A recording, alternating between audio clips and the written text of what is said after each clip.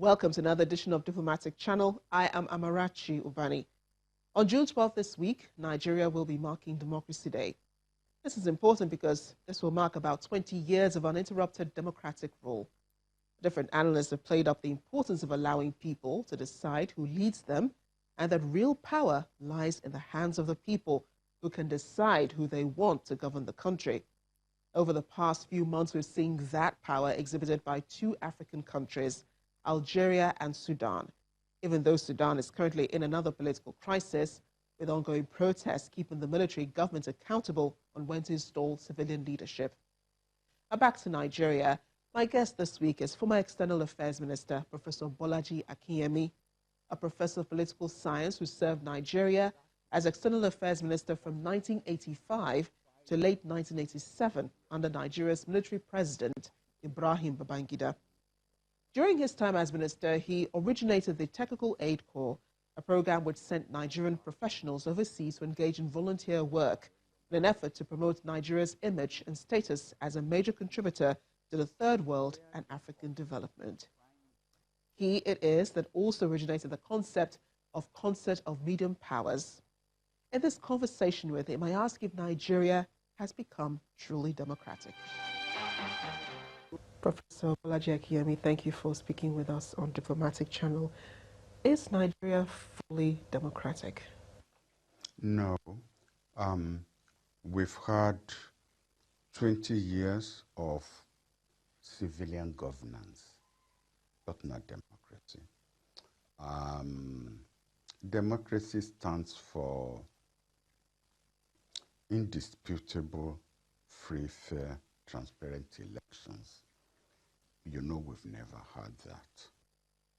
Yes, to some extent, democracy stands for a role for the judiciary to moderate conflicts within the electoral system, but not to become major determinants, whether of presidential or gubernatorial or senatorial, whatever have you. Or, most of our electoral results have gone all the way to the Supreme Court.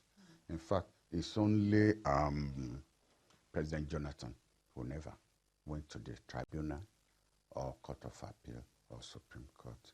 So to that extent, the major input of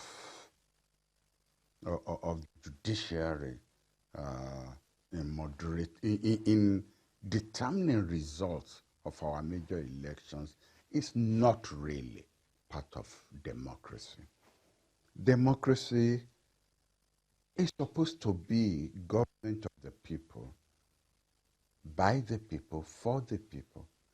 But what we've had is, I'm not sure there's government of the people because the elections have not been fair. I'm not sure it's government for the people because look at all the indices that we've had in the health sector, infrastructure, name it. Any United Nations report always giving you negative indices. For Nigeria, we've been going back down. That's not democracy, really. So I'm afraid we haven't. We've had interrupted civilian governance, but we haven't had interrupted democracy. It means you're scoring Nigeria's democracy low. On the scorecard, we haven't done so much. We haven't done so well. I am. Within that context, there is another context where actually our scores high.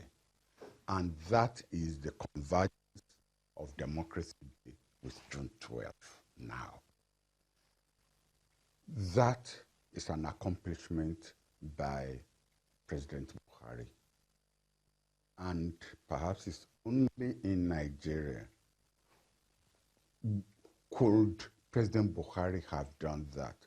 Totally unexpected, because his body language, his attitude and everything, I would say, was hostile to everything June 12 stood for. And yet, he's the one now who has brought June 12 from the back burner to the front burner and giving now an opportunity for us to celebrate June 12th and its convergence with Democracy Day. 100% I score. I'm aware that people have said he was playing politics. For God's sake. So what's wrong with that? People play politics all the time. And if they come and build a hospital in your town and the president decides to come and open it, that's playing politics. But then that's in the interest of the people. And the way and manner in which he's done it, he could have given Abiola that GCFR and stopped there. But he decided to declare June 12th Democracy Day. That is celebrating a Nigeria that was once was. A Nigeria where we voted across tribal lines. Abiola from Ogun State defeated Tofa in Kano, where Tofa was. Tofa defeated Abiola in Port Harcourt, if you like, the background, the backyard of Abiola. A new Nigeria was born that day. It's a pity, a matter of immense regret. It's like a curse on Nigeria that that election was cancelled. What President Buhari has done cannot bring it back. Too many lives have been lost, including the man responsible for the victory of June 12th.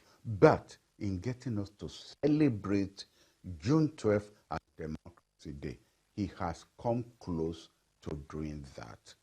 You know, as well as I do, that things are terrible now. We don't have security in the country. The attacks on security of individuals, communities, we've never had it like this, like we're having it now. So it's good to remind ourselves that there was once a country where bridges were built across all these divides. And let's hope that the resurrection of that day will be the impetus for us to tackle the challenges we have now. Would you say this is the highest honor for the late MK Abiola? I mean, because after his death, there were many of his followers, many of the people who looked up to him, who tried to commemorate June 12th. Even some states declared public holidays and so on. Would you say that recognizing June 12th as Democracy Day is the highest honor they could give him? Yes, so far, this is the greatest. Having the celebration in some states is not the same thing as having it nationally. That's number one. Number two, having it in some states not backed up by law is not the same thing as having it nationally backed up by an act of the National Assembly. It's no longer controversial. We all now recognize it, and we're all going to celebrate it. Yes, we have dissenting voices, fine. That's again part of democracy. There will be dissenting voices, but only 2 politicians have been given the GCFR without being presidents. Chief Obafemi Awolowo, and that was done by Shagari. Again, there was once a country where that could be done. And now, Chief MK Abiola, and that done by President Buhari. To me, I recognize, and as one of the actors in ADECO, I accept the goodwill and the good faith behind the recognition. You at some point worked closely with him, and you say that there is an aspect of him that people don't talk about much, which you saw, which is the fact that he is a hero, and you say people don't really recognize that because they don't know that the things that he did deliberately. Yeah, He did. And people, it's a question of interpretation and a question of perception. You have a military government in power, illegitimate, but in power, and then you go and declare yourself a president. A challenge to the military. He knew the pushback he was going to get from the military regime. Now, you could have done this, declared yourself, and leave the country. Nadeko had made arrangements for that. He refused to leave the country, in spite of the fact that he knew what was going to happen to him.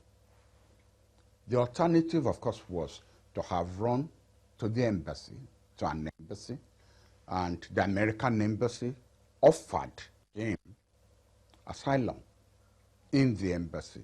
He turned it down. He wasn't going to leave that environment.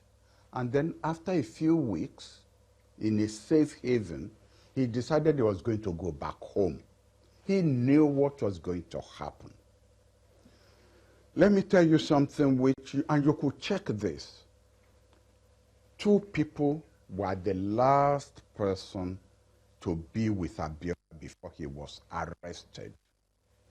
Chief Donyo Kukwe and myself. And we were sitting in the sitting room of Mrs. Bisi Abiola, sitting room of one of the wives. It was even my phone that he used to have that last interview with the BBC. The house had been surrounded by the police. And I even joked with him that you're one of the richest men in the world. You don't have credit on your phone. It's a poor professor's phone you have to use. And then he said to me, Professor, I think you should leave and go back home. And I said, no, let me stay. He said, no. The police could be rough. He doesn't know what to expect. And that you don't look like the type who should face roughness from any smell to go home. So I said goodbye to him. And I left. When you put all of this together, do this show you a coward? Or some people have said it was recklessness, or he didn't know what was going to happen. That's not true. He knew what was going to happen. That brave side of him has seldom been recognized. He was a brave man, prepared to pay the price for his mandate. The international community, like most Nigerians, were just relieved that General Abdul Salam took over the reins of power. He was not the ambitious type. He was not the ego-driven type. He just wanted to hand over, just wanted to have peaceful transition, which he did. And I think the international community after that turned their attention to other parts of the world, demanding attention, left Nigerians to sort out their own problems. And we are still sorting out our own problems. Or we are not still sorting out our own problems. What key ingredients need to be present and worked on, for our country's democracy to be more effective? The first thing, or the critical point to make, is not to reward electoral forgery, not to reward electoral shenanigans, not to reward unbecoming actions and behavior, both before, during, and after elections. If just put all those together, I think you will go a long way in terms of having free and fair elections. But right now, you don't reward. You don't punish. Instead, you reward. There are a lot of people who have good cases, but they don't have money to go to the tribunal. And yet the people, especially in terms of incumbency, who are using government money. We even came up with the proposal, and that has been said by several people.